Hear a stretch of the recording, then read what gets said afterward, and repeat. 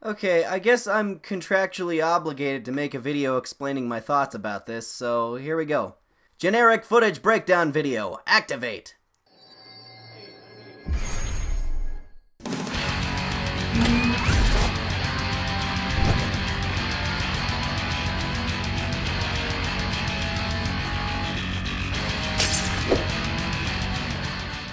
Spider-Man Prom trailer dropped way back in December, and I haven't been this excited for a late-night talk show since that Deadpool trailer appeared on Conan. Well, I'm just recycling jokes from my Twitter now, that's a new low. Anyway, it's been a few months, and I've taken time to sort out my feelings on everything. People usually do these kinds of videos when the trailer just came out, and they're so riled up about it that they say everything is universally awesome about it, or universally awful about it. So I want to try something different, give it a once-over once I've had some time to think, and be fair about it. It was better than I expected. You know what? While the real nerds out there comb through every second of footage and point out how every individual frame somehow spoils the whole movie while simultaneously referencing issues 45, 93, 468, and 592, I'm just going to talk about what stood out most to me and how I think this is all going to play out. I've been kind of unsure about this movie since it was announced because I've been hurt in the past and now I've become paranoid and bitter and afraid to love again. The thing that concerns me most right now is that it has 6 credited writers. And we know what happens when there's too many cooks in the kitchen, know what I'm saying? So let's pray that the script doesn't come out sounding like it was written by 6 different people, because that could be very, very bad. Now, the cast consists of a lot of people you've never heard of, and some that you've probably heard of. Tom Holland is my favorite Spider-Man actor so far, and that's coming from someone whose first experience in a movie theater as a kid was with the Tobster. The trailer shows him pulling off the shy nerd and the wisecracking hero halves of the character pretty well. I've talked about the importance of this dichotomy before, and he's not wandering around with fingerless gloves, skinny jeans, and a skateboard. That's great, they got the casting right. However, one thing I'm noticing is that there's a lot of ideas being used from the Ultimate comics. Like the scene where he knocks around the thugs wearing the ironic superhero masks, scenes of him trying to prove his worth to condescending Avengers, and of course Genki. I mean Ned Leeds. They straight up stole a Miles Morales side character and renamed him after a random Peter Parker side character. He's the goofy friend that Spider-Man shares a secret with and confides in when the going gets rough in the superhero biz. They even got the spilled Legos. I have that Death Star, by the way. It took me like 3 weeks to build it. I can't believe he just dropped it like that. And what if they needed to do another take for the scene? Did they have to rebuild it, or did they just have multiple pre-built Lego Death Stars from the prop department ready to go so he could... who cares, whatever. I guess that's just a hint that Miles won't be getting a live-action movie anytime soon, since one of his most important characters was given to Peter instead. Well, sorry, entire half of the fan base. Keep holding out hope, though. At least you got that animated movie. Getting Michael Keaton for this was a great choice, but I'm really disappointed to find out that he's playing the Vulture. Yeah, it's probably going to be the best Marvel villain in a while because Spidey has the most well-developed ones, but wouldn't Michael Keaton have made an amazing Norman Osborn? Just look at him. The corporate businessman thing he was doing in RoboCop would have been great for Norman, and some of that Beetlejuice charm would have been great while in a green and purple suit of armor. I feel like I want to see Norman Osborn be done right again because he's a character with a ton of mileage and can be just as long-reaching and interesting as Loki.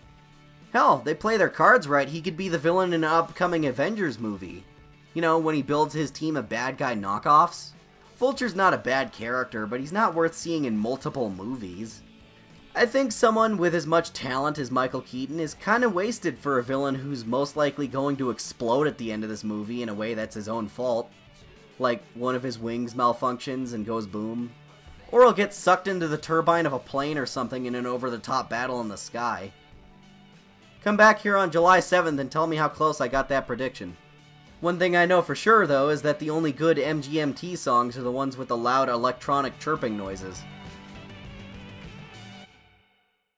Plus, there's also the fact that Shocker somehow factors into all this. But that's confusing. A lot of people are walking around using this gauntlet claw thing. One scene they use it to break into these ATMs. In another scene, someone uses it to smack Spider-Man with a bus. The guy we all originally thought was Shocker has one attached to his wrist in the international trailer. But so does this guy in the American trailer. And he also has the weird yellow quilt pattern on his clothes. So which one is the Shocker? Why do they each have a gauntlet on opposite hands? Did they realize they both wanted to be Shocker and just decided to share? What's this laser thing that Vulture has? Is that also a vibrational shock gauntlet thing? Are these guys working for Vulture? I don't know, I guess that's the point of a movie trailer these days. It shows us confusing and conflicting images, and we go to the theater to watch the dialogue that connects all these action scenes, which they'll release online without context a month prior.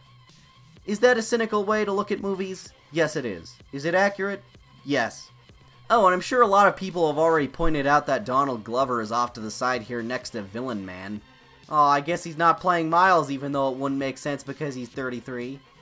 Well, sorry, entire half of the fan base. Keep holding out hope, though. At least you got that animated movie.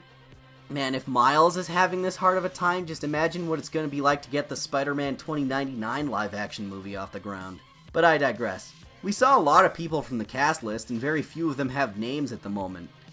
We know that this is Liz Allen, but who are these people? Is that Gwen? IMDb says she's Betty Brant for some reason. Is that Mary Jane? She says she's not Mary Jane, but he said he wasn't Khan, so actors are known to be huge liars. There were also those set photos from a few months ago where he was swinging around with some mysterious young red-headed girl who had a camera.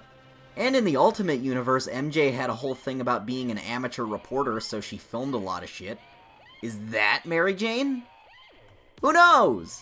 Find out next time on Angular Scarab Beetle Man Homecoming. I guess we'll just have to wait and find out. That's the theme of this trailer. Questions without answers. And that's a good thing. It's got me curious, and it's more than most movie trailers can do lately. Gee, I wonder what the backstory of this mummy is, I guess. The two Homecoming trailers give us a glimpse of the stuff they for sure got right, and then kinda teases all the stuff we're still concerned about. Overall, it didn't give a bad impression, and I can't wait to see more. So, good job, Marvel and/or Sony. I don't know who to thank if it turns out great, but I sure know who to blame if it goes wrong. Shocker! You can't escape me! I'll chase you to the ends of the earth!